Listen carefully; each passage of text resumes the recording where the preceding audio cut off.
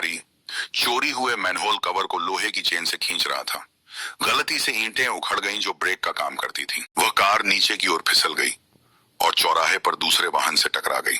Gasoline बाहर निकला और फेंकी गई सिगरेट ने उसे जला दिया, जिससे कार में तुरंत विस्फोट हो गया। अंदर के अधिकारी की मौके पर ही मृत्यु हो गई और उसके साथी की प्रमोशन हो गई। यह सब उस साथी के अडॉप्टेड बेटे डेमियन द्वारा किया गया था, जो एक राक्षस का बेटा था। उसने 6 साल की उम्र में भयानक शक्तियां जागृत की, जो केवल एक नजर से ही बंदर में डर पैदा करने में सक्षम थीं। चीखते, चिल्लाते और छिपते हुए अन्य जानवरों को उन्मादी स्थिति में धकेल दिया गया, जिससे चिड़ियाघर पूरी तरह से शोर शराबे में डूब गया। एक पत्रकार ने डेमियन की असली पहचान उजागर की, लेकिन फिर उसने अपना जादू चलाया, जिससे एक कर्मचारी का पैर गलती से हथौड़े पर पड़ गया, जो ऊंचाई से गिर गया, जिससे उसके नाखून टूट गए। एक लोहे का बिलबोर्ड गिरते चिन्ह ने वहां से गुजर रहे पत्रकार का सिर धड़ से अलग कर दिया। एक पुजारी ने डेमियन के पिता को सच्चाई बताने की कोशिश की, लेकिन एक तूफानी दिन में डेमियन ने चर्च की बिजली की छड़ पर बिजली गिराने का निर्देश दिया। गिरती हुई छड़ी पुजारी के दिल में घुस गई। डेमियन द्वारा अपनी मां को मारने के बाद उसके पिता को अंत में एहसास हुआ कि वह एक राक्षस का बेटा था। एक बूढ़े पुजारी ने उसे चाकुओं का एक सेट दिया